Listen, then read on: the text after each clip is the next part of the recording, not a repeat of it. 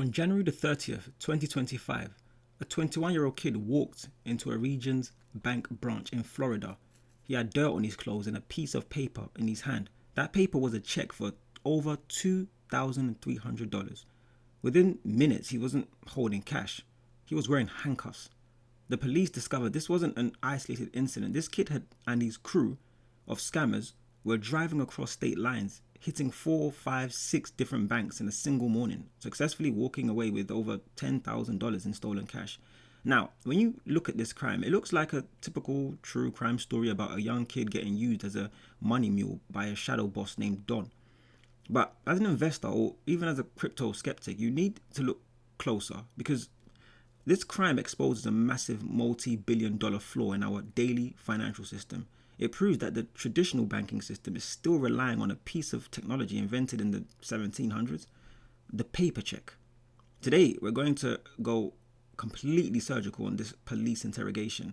We're going to look exactly at how a paper check allows scammers to steal thousands of dollars across state lines, and how brand new real-world technologies like Chainlink, decentralized identity are being built to completely erase this entire type of fraud forever. If you own these assets, or if you're trying to understand why they matter, this isn't about speculation or price charts. This is about fixing a broken world. Welcome to the FinTech Report. On January 30th, 2025, officers responded to a bank after a man was attempting to deposit a stolen check.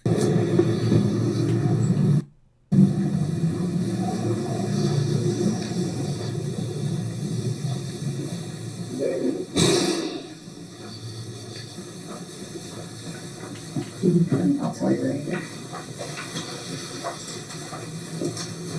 She's coming. Is it in the drive-thru? No, I think he's in here.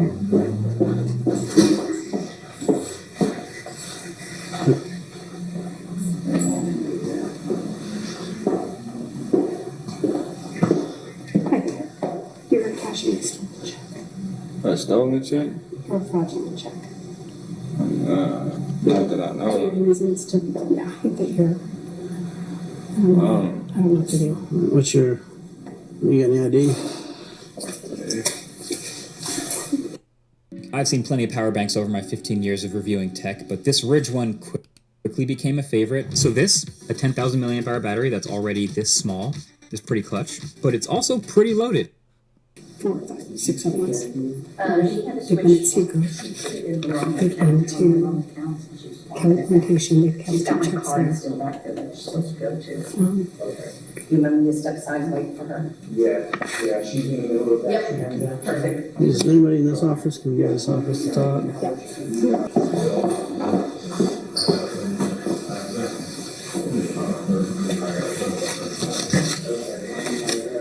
What other banks have you been to? Hold on. I'm gonna read something to you, okay? You're under arrest, but I gotta make sure you understand your rights. All right? You have the right to remain silent. Anything you say can and will be used against you in a court of law. Having these rights in mind, you still wish to talk to me? Yeah, I know. Is that a yes? Yeah. Okay. So where did you get this check? Somebody gave it to me. Who's somebody? My buddy. Who's your buddy? I ain't said my buddy. Said my buddy. Your employee? Yeah. Who's your employee? My buddy. Named Don. Don what? Don, I don't know his last name. You don't know your own employee's name? Don, we call him Don. That's what I'm saying. You're his employer and you don't know what Don's last name is. You know? I think Don stands for something short. I don't even know. Yeah. Go ahead. How many banks have you been in today? 2. And what was the other bank? That's like 30 minutes, maybe an hour from here. Is it another Regions? Yeah, really. Okay. What did they tell you the other banks? They didn't say nothing. You cashed your checks? Yeah, I cashed my checks. And where'd you get the other checks from? From Don.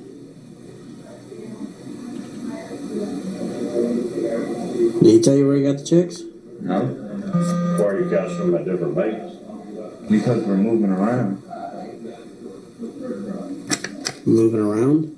Yeah, like for work, we're moving around. Right, but if you were at one Regions earlier, why don't you just cash all checks there? I don't know. He gave me the checks. Like after I cashed it, he gave me the checks later on. Yeah, we cashed one like. And I just want to make sure this is Dom. Dom or Don? Don. D-O-N? D-O-N. Okay. Yeah, Don is nowhere near Jai Lee.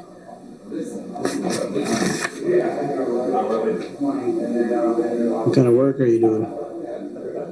Just helping around. Helping around? Yeah, like little picking up stuff, like branches and stuff. Where is Don? I don't know. You don't know? Where does Don live? You from Georgia? You from here? So where y'all staying? Hotel? Which motel or hotel? I don't know what the name of it. Well, how do you get that from here? I don't know. Can't pronounce it. How do you contact him? You got a number? No. So you have a phone number for him? You can't tell us what hotel you're staying at? You know, see how that seems a little odd? I feel you, but I don't know. You do work just down here in Florida? Mm-hmm. No other states? We went to Alabama. We did some work, but like a 1-day trip. Came back down Florida. That's about it. We stayed like in the area. Okay. You venture up like in Ohio, Tennessee, Kentucky, any of them states? Nah. No? Bitch, Okay. Well, that's funny because the address here on the checks for Kentucky. All right, so let's break down exactly how this scam actually works in the real world, right? So the suspect is standing in a bank in Florida trying to cash a paper check that is linked to a business account all the way in Kentucky.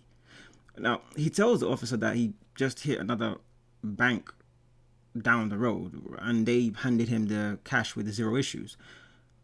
Why did the first bank hand him the cash? It's probably what you're trying to answer as well. Well, because of a massive flaw called the settlement day. Right, so the settlement delay, right, is when you hand a paper check to a bank teller. The bank cannot instantly verify if the money is actually sitting in that account, especially if the account is in another state. It takes a legacy bank anywhere from 24 to 48 hours to route that request through a clearinghouse, talk to the bank in Kentucky, and realize the check is stolen or fake. Now, this is something that scammers know, right? So they use this exact time delay as a weapon. They drive as fast as they can from branch to branch, cashing the same fake or stolen checks over and over and over again, collecting thousands of dollars in cash before the bank's computers finally talk to each other and realize the check has bounced. Traditional banking has a massive blind spot. It relies on historical data. It's looking backwards. Right, let's keep watching though, because we're going to see the exact moment that blind spot caught up to this crew. No, I ain't been to Kentucky. That's what I'm saying. So Don gave you these checks, told you to put your name on it. It was not fake. You're saying stolen. Stolen? Yeah. No, I stole the check from him. You said that there was an incident earlier at another branch. And you told me that you were at another branch. They all got another branch? Cashing another check. Yeah. So did you cash the first check and then he gave you another one, or did you have both checks? I cashed the first check and nothing happened. Then, So you figured you'd hit up another bank and try it again? what do you mean? Try again. Well, if he's giving you these checks, Yeah, why didn't you cash them both at the same? Because when he gave me the check, we wasn't at the same area of the bank. That's what I'm saying. Same area of the bank? Like, we wasn't at the same area where that bank was. You feel what I'm saying? So he gave you another check after you cashed the first one? Yeah, but he gave me, like, later on. You know what I'm saying? Like, he did work, and then he said, and you had this check. You said he's your employee, right? Yeah, no employer. You know, yeah. Okay. Where's your vehicle at? Don was in the vehicle. I don't know. He said he was going somewhere. You know what I'm saying? What kind of a vehicle? Video footage? Yeah, that's fine. Y'all traveled together. You've been his employee for 8 months, and you don't know anything other than his first name. No. You a white male? Black male? Oh yeah, he's white. He's white? Should have asked that. I could tell you, yeah, he's white. How old is he? Approximately? You're what? 40. 2004? Yeah, I'm 21. You ever been in trouble before? Yeah. What were you in trouble when you were a juvenile for? Fighting in school and stuff like that. Like, you know, it's serious. Does he have heavy equipment? Yeah. What kind of heavy equipment does he have? Power drill, heavy equipment? I don't know. The what? Power drill. Like, bush you gotta step on. Study music theory, harmony, and ear training online with Berkeley's renowned faculty. Download your free. Do you know what heavy equipment is? You know, like the claws and shit. Yeah, like the big one. I don't know how to name that. What's the name of the business? It's like something plumbing, like Southern Plumbing or something like that. Southern Plumbing? Yeah. Southern Plumbing. Bro, you know what I'm trying to say, bro. Southern Plumbing? Yeah. So here's another issue I got. You're telling me that you're working for a guy named Don. Yeah. You don't know his last name. You've been working for him for 8 months. Yeah. He gave you a check that didn't have the name written on it. Yeah. So you wrote your name on there for a heavy equipment operator. And you're telling me he doesn't have any heavy equipment. And you're saying that the company is a plumbing company. Yeah, like it does all stuff, like it does like the power lines and shit, like that like run through like the top of these and stuff like that. And like they be running underneath the ground. But you told me that you came out here to pick up sticks and brush and stuff. No, that's what I said we've been doing so far. Like we really going around, not like just like going around picking up like little sticks and shit like that, like off the floor. Well, community service, but nah. I just like moving like nature's trees and shit. And you didn't know it was for $2,340 or $2,340.32. Even though you put your name on the check, you didn't read it, see what you were putting your name on. No. I don't know if I understand it. Turn around. Push your hands money back. Okay, so as well as, you know, the stories he's basically trying to give to the employer that is just, they're not really adding up, right? What also happens, right, is that a completely different bank branch miles away finally finished processing an earlier check, realized it bounced, and blasted out a manual warning alert to all nearby branches, right? So when this kid walked into the next bank, which was this one here, wearing the exact same clothes, the teller recognized the description and called the police immediately, which was the lady that approached the officer in the beginning.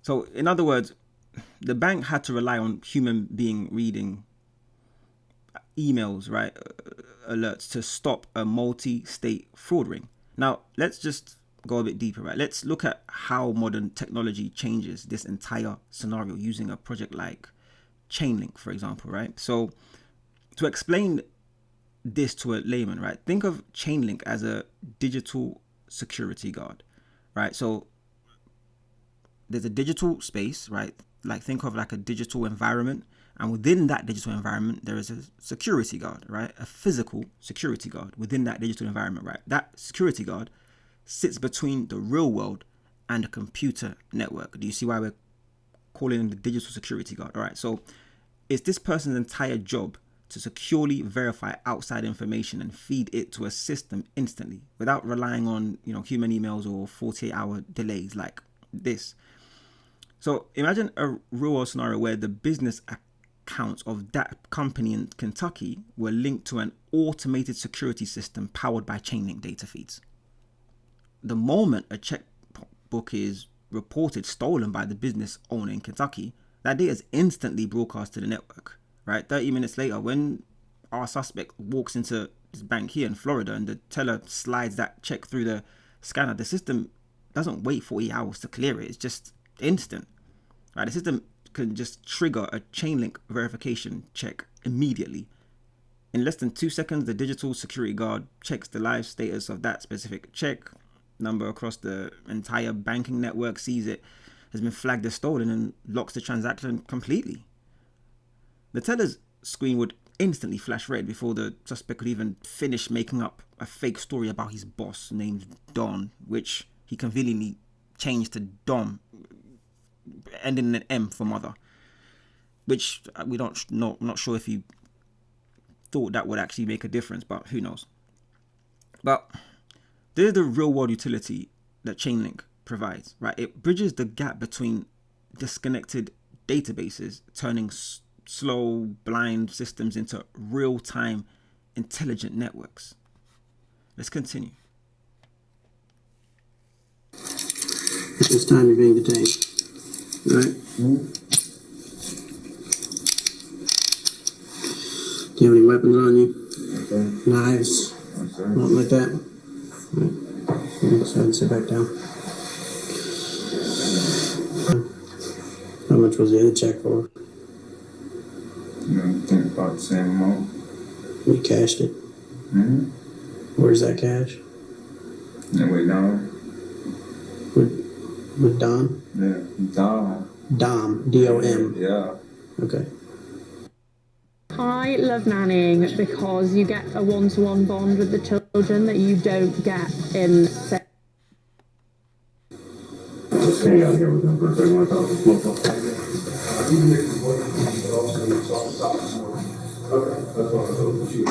They showed me the check that he cashed, same Kentucky check, bounced there. They put out a warning. You know, these two individuals, it's him and another guy doing it together.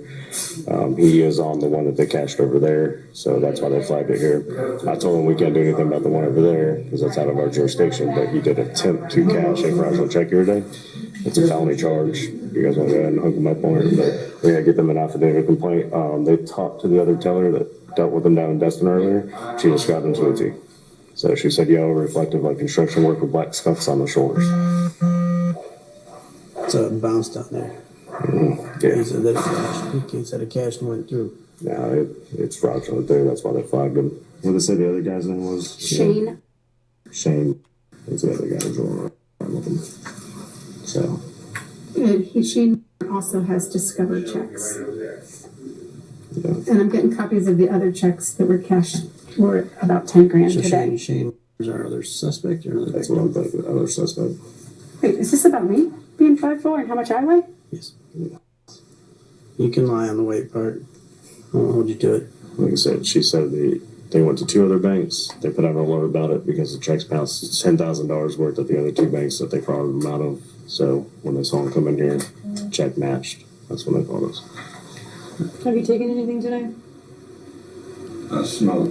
All right, so here's just where they're essentially just trying to get as much information out of him, mainly about, you know, the other co-conspirators. But let's look at another ridiculous part of this interrogation, right? Like, the suspect admits that the check didn't even have his name on it, right? His boss, Dom or Don, however he wants to now name him, gave him a blank stolen check and told him to manually write his own name on the line. And because he had a real physical state ID card, the bank was originally going to accept it. This exposes the second massive flaw, right? The fake identity loop. Banks are incredibly bad at verifying if a person actually works for the company signing the check. This is where a brand new technology called decentralized identity, right, which is abbreviated as DID, comes into play. To understand this simply, imagine a master ID book that is completely digital and impossible to forge. If this plumbing company in Kentucky used a modem, right, and a modern digital identity system, the business owner would issue digital employment credentials to their real staff. These credentials sit securely on a digital ledger. Let's apply a scenario on this, right? So if the bank teller scanned this check, The system would require digital signature matching and authorized employer and the real employee. When the teller checks the system, they wouldn't just look at physical plastic ID card that anyone can print. They would check the master ID book. The system would instantly show that this 21-year-old kid has absolutely no verified digital link to the company in Kentucky. It would prove instantly that he's a complete stranger holding a stolen document. By removing the reliance on physical plastic IDs and handwritten ink, you completely destroy the ability for a scammer to use a money mule to walk into a bank. But at the end of the day, like, this kid is one that was definitely part of a operation that was fairly sophisticated. But because he wasn't the ringleader, he avoided jail time by taking a plea deal, walking away with probation and community service. But the real mastermind, Don, and the £10,000 in cash they stole from the earlier branches vanished. Right, when skeptics tell you that crypto and blockchain have no real world purpose, show them this case file. Show them how easy it is for a group of low-level scammers to exploit the 48-hour time delays of traditional paper banking. Show them how easy it is to write a fake name on a piece of paper and walk out with thousands of dollars. The technologies being built today, like chain links, data verification, and decentralized identity logs, aren't designed to be a digital casino. They're designed to replace paper systems that are centuries old with instant, unfakeable reality. The next time you look at your portfolio, look past the hype. Ask yourself if the technology you hold is actively solving a multi-billion-dollar real-world vulnerability like the one you just watched today. Because if it is, you're no longer gambling. You're holding the future of finance. This has been the FinTech Report. We'll see you on the next case.